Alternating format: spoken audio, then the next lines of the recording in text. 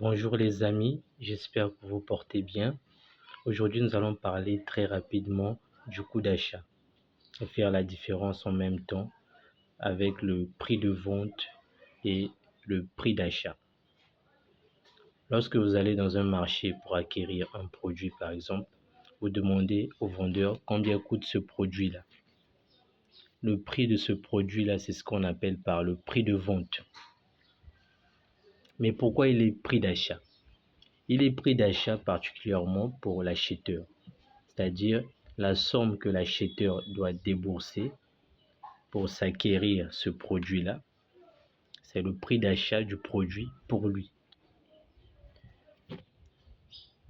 Donc le prix de vente et le prix d'achat, c'est un peu lié.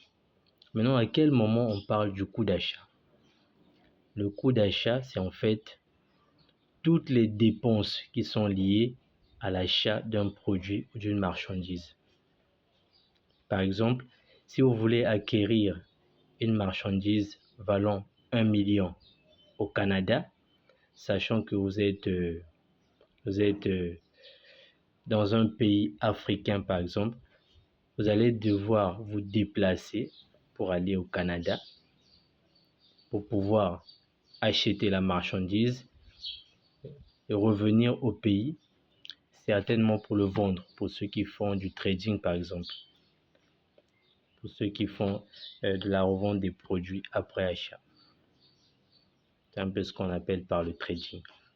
Et donc, le transport que vous allez prendre, si c'est l'avion par exemple, l'avion que vous allez prendre pour aller au Canada, ça constitue un coût pour l'acheteur.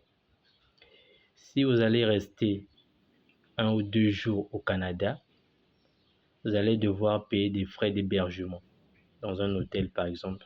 Si vous décidez de vous faire héberger dans un hôtel pendant 2 jours.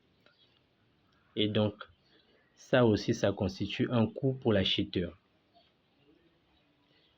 Le transport que vous allez prendre pour retourner, pour revenir dans votre pays, ça aussi, ça constitue un coût pour l'acheteur. En plus de la somme que vous allez devoir débourser pour acheter directement le produit auprès du vendeur. Ça également, ça constitue un coût pour l'acheteur. Donc, toutes ces dépenses-là constituent ce qu'on appelle par le coût d'achat. Nous avons les frais de transport du pays africain vers le Canada, les frais d'hébergement, les frais de transport également du Canada vers le pays africain où vous résidez pour revenir avec le produit.